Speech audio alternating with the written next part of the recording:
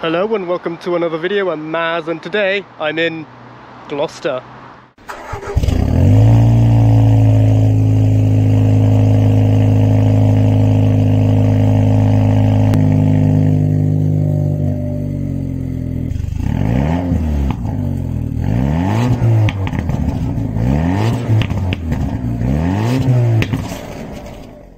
And in today's video, I'll be trying out this Mini Cooper S F56. This car was kindly lent to me by my friend JC. I've already reviewed this car's predecessor, the R56 Cooper S, with, I said DCT, but it's actually an ASIN automatic torque converter, same as the one seen in this one. And naturally, I'll be reviewing the F56. Now, if you want to see me review the R56, click on the top right hand corner or in the link in the description down below. So a quick overview, the F56 was launched in 2013 to replace the R56, and this particular Mini comes with the new BMW UKL platform. It was originally spawned on a Mini car, so obviously the Mini 3-door, which then spawned the first ever 5-door, as well as all the other derivatives, and it also spawned the first ever front wheel drive BMW with a BMW badge, the 2 Series Active Tourer, a year later, and its Grand Tourer counterpart. This particular one is the pre-facelift. They had 2 facelifts, so for the benefit of this video, let's call this a Phase 1, and the mid-cycle car the Phase 2, and then the later car the Phase 3. With the Phase 2 came the Union Jack taillights, which unfortunately this particular one doesn't have. And of course this generation Mini uses BMW's B48 engine. This is a Cooper S, but it has some JCW tuning fitted on from factory. And here's a list of all the stuff that's added on with that pack. And whilst the first and second generation of BMW Mini lasted, give or take, 7 or 8 years, this F56 lasted for 10 years, from 2013 to 2023, only just being replaced by its successor. So here is the front of the Mini F56. And first of all, here's what the key looks like. Pretty much reminiscent to modern BMW Minis ever since. It's circular, and then the Mini emblem for lock.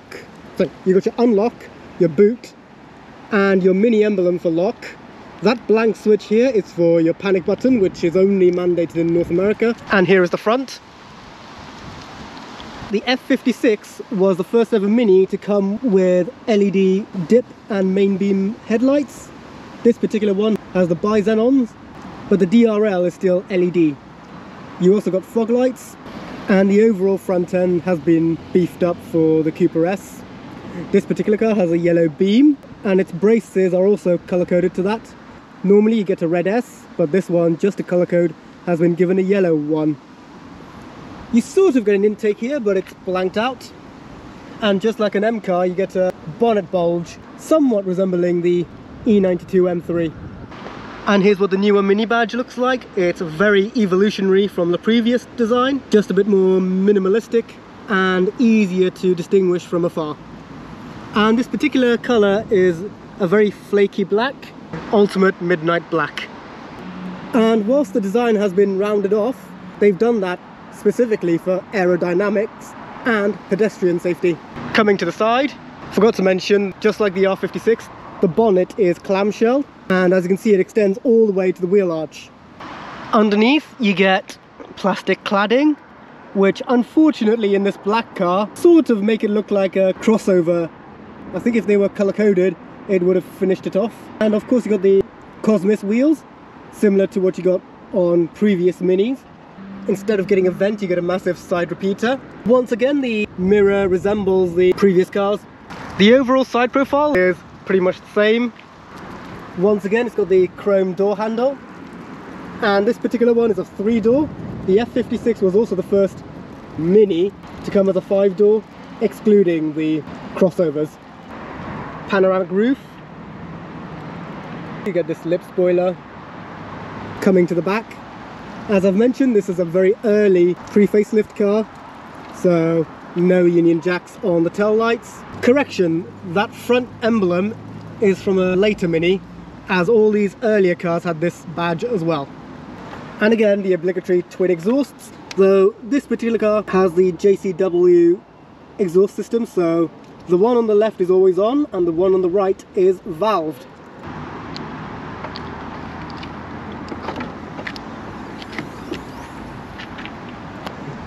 This is how much space you get.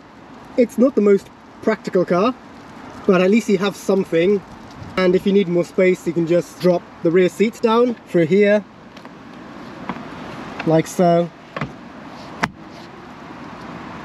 So if you need more space, just move this away, lift up here, and you get more underfloor storage. And if you want, you can just hang the false floor like that. And if the load lip seems a bit too much, you can simply put the false floor higher. And of course you got your nettage here. And here's the false floor in its higher position, so no more lip here. And to close the tailgate, simply pull on this grab handle. Coming to the other side, and this particular car has a black fuel filler door. Coming to the business end now. Pretty much evolutionary from its predecessor.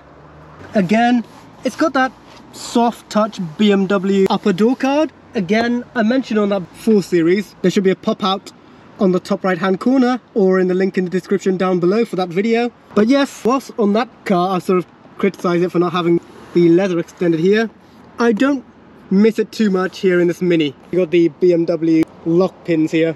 The door handles are designed to Dutch reach, so it's very uncomfortable to open and close with your near side hand. You're supposed to do it with your other hand. This has black piano, which I'm not a big fan of. The window switches do look kind of classy.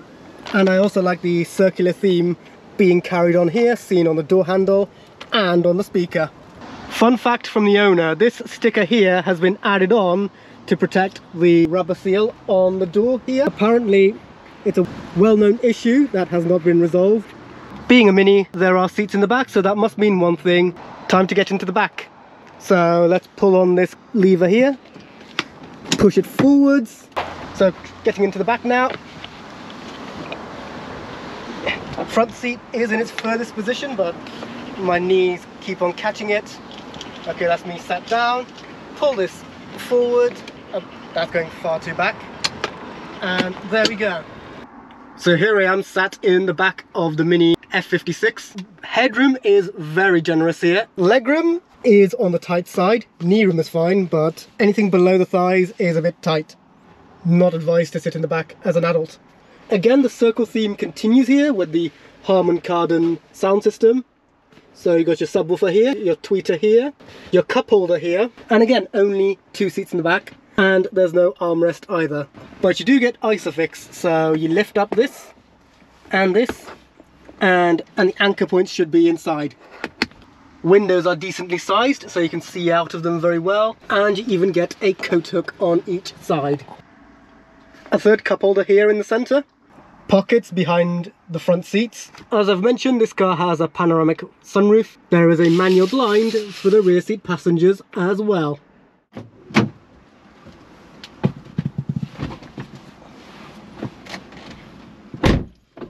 Now coming inside at the front, as I've mentioned, it's very similar to the previous car, the R56, simply an evolutionary design with the odd changes.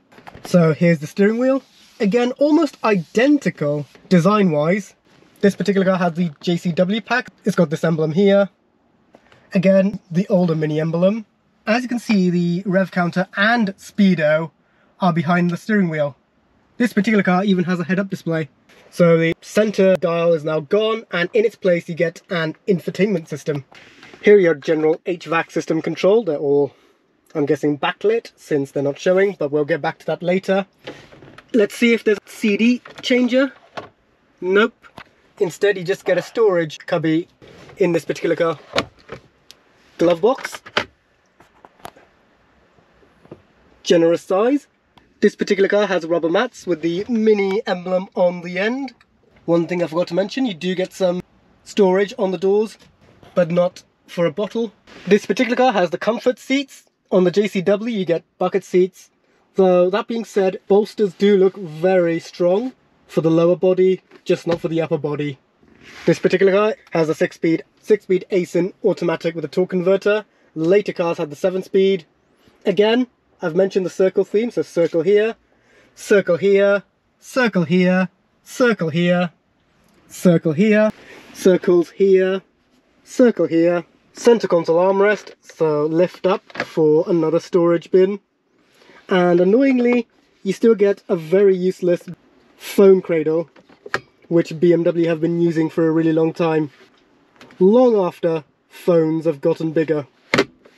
And of course you can lift that up if you want. Inconveniently, the center console has not been swapped over for right-hand drive, so your handbrake is still on the passenger side.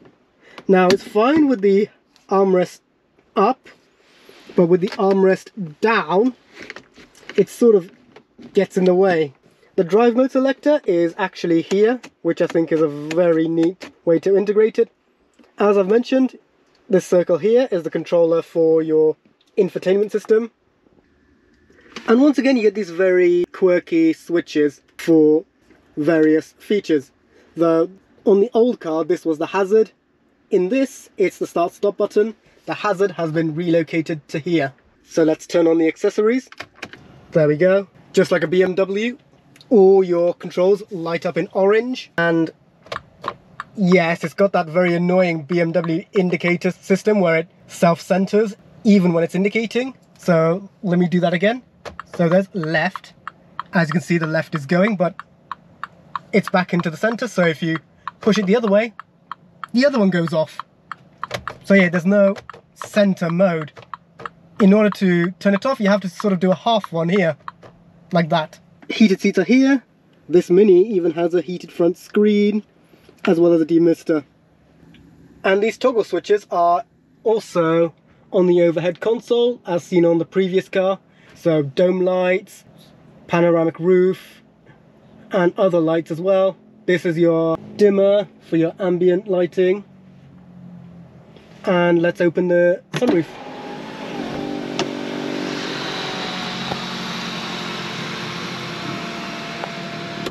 Considering the size of this car, it does open fairly wide, and I can certainly feel some nice cold air coming in. Definitely worth the upgrade, so let's close that again.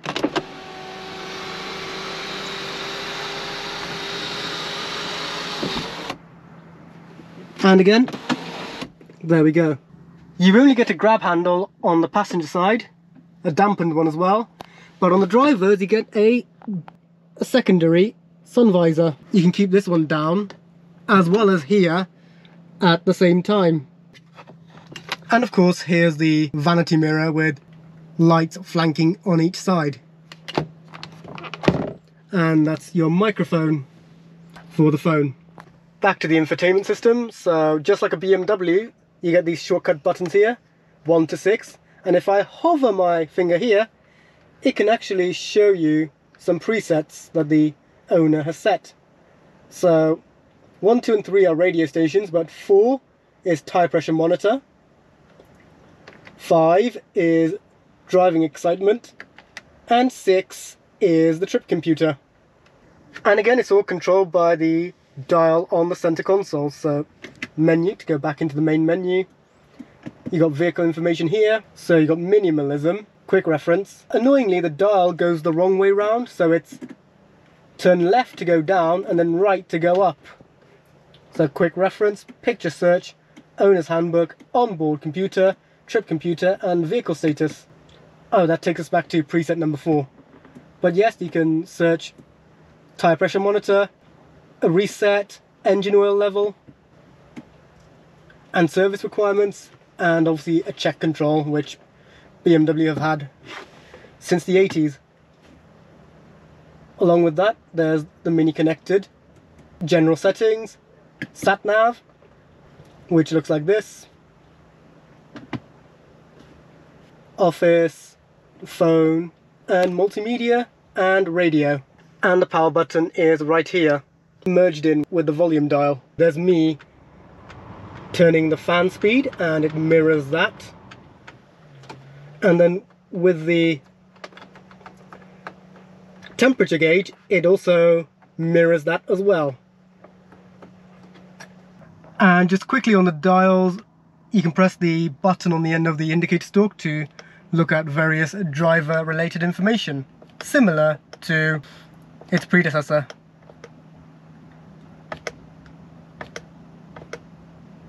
Since there's a dial already, I don't think the digital reader is actually needed. And here's the head-up display turned on as well.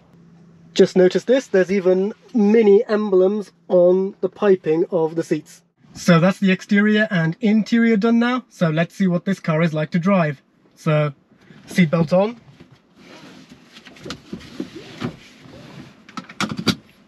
Foot on the brake and press the start-stop button. Interestingly, this has a valved exhaust, so if I double press this button here on the cup holder, that turns on the active exhaust. So window down,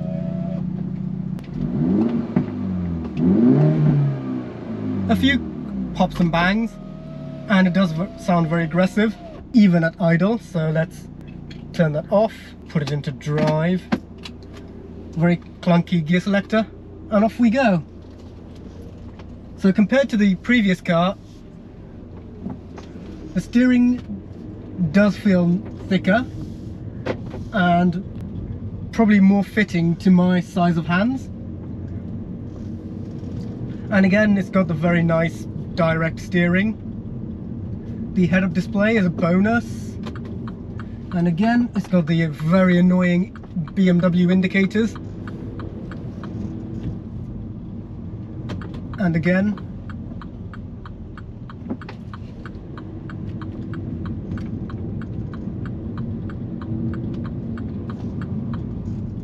obviously this is an automatic, so I don't really need to use the selector other than moving it forwards and back. But it's very obtrusive and it sort of sticks out of the center console a lot.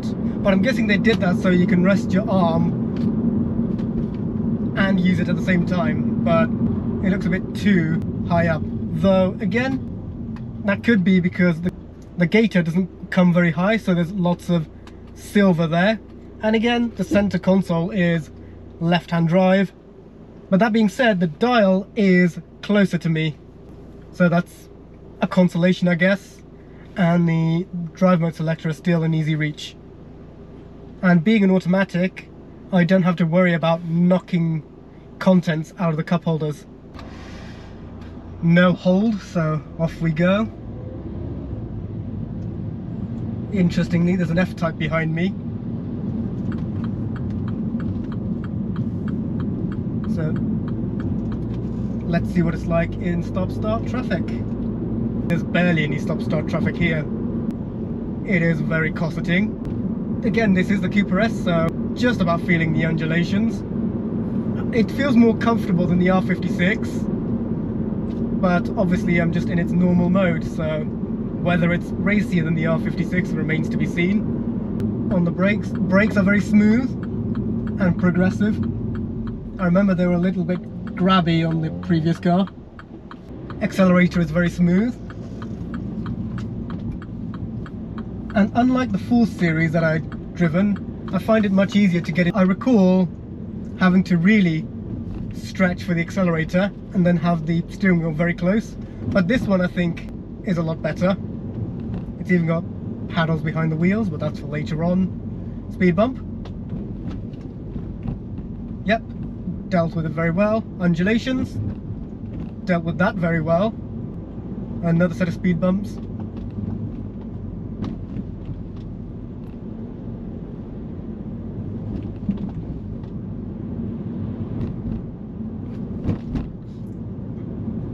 Overall, I think, despite being a Cooper S with the JCW tune, it's coping with speed bumps very well.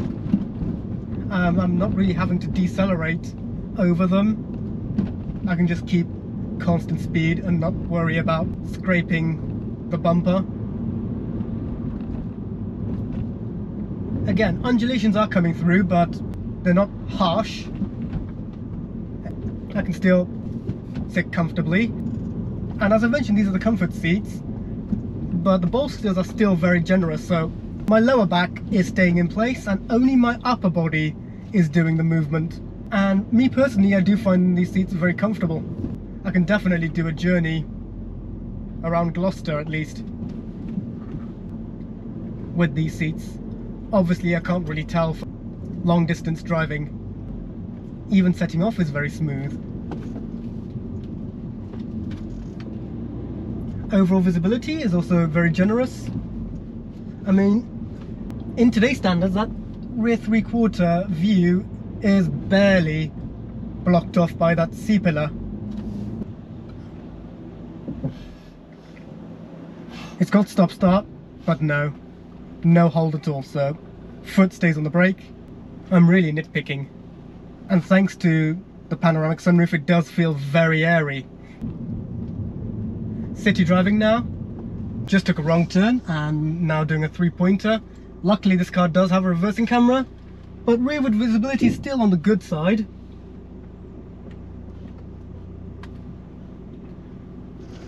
So yeah, back on track we go.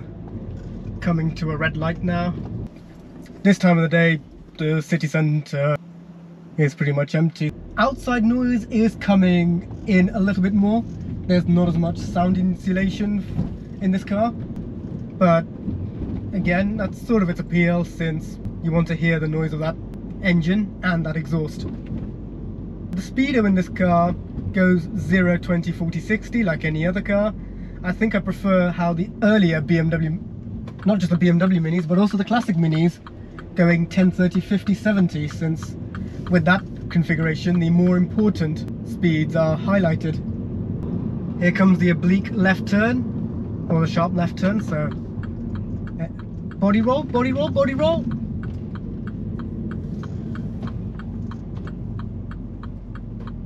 Sorry, indicators are funny in this car. There was no car body roll, just my upper body's almost slipping off the seats due to lack of shoulder support. Interestingly, the ring around the infotainment system turns green when the car is on stop start. So one last thing to check, see what it's like on the open road. Okay, approaching the national speed limit now, just on the Brockworth bypass. Let's put it into sport mode. This turns red. Forgot to put this into sport. It certainly did not disappoint. It does feel very eager to make the move. Brakes are definitely doable. Considering this is a front wheel drive car, steering wheel is very, very good. And that was kicked down. Indicator again. Let's put the exhaust on.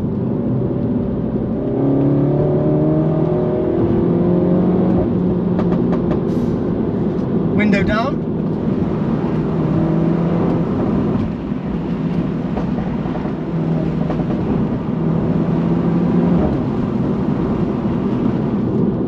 Let me just quickly see what it's like at 70 up cruising. On top gear, so at 70, the car cruises at just about 2,200 revs, give or take. So definitely quiet in terms of cruising, but still puts a big smile on your face on the open road. So let's do a U-turn and see what it's like in manual mode. Okay, so doing a U-turn right now. The steering wheel definitely makes a huge difference compared to the previous car. Back onto the dual carriageway. Kick down. Very ASBO. Makes a great noise. Suits the car very well. And if I blip the accelerator, it does that.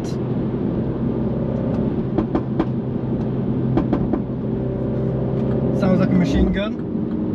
Change up. So manual mode now. Change. And change. Definitely a lot smoother than its predecessor. It's actually got the same torque converter as the R56, but somehow it does not jerk at all. Let's see what it's like in paddle mode. It shifts quicker with the paddles. They're moving now. 3, 2, one, and kick down.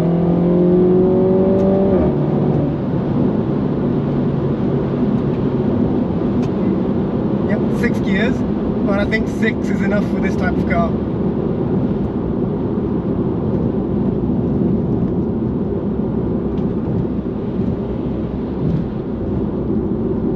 Obviously the ZF8 speed I prefer, but this is good enough for this type of car. So let's head back to the car park and finalize this video. So that's it for today's video. I hope you enjoyed watching me try out this mini F56 Cooper S. Like the video if you enjoyed it, subscribe if you are new, ring the bell to stay up to speed, and I'll see you guys next time. Cheers.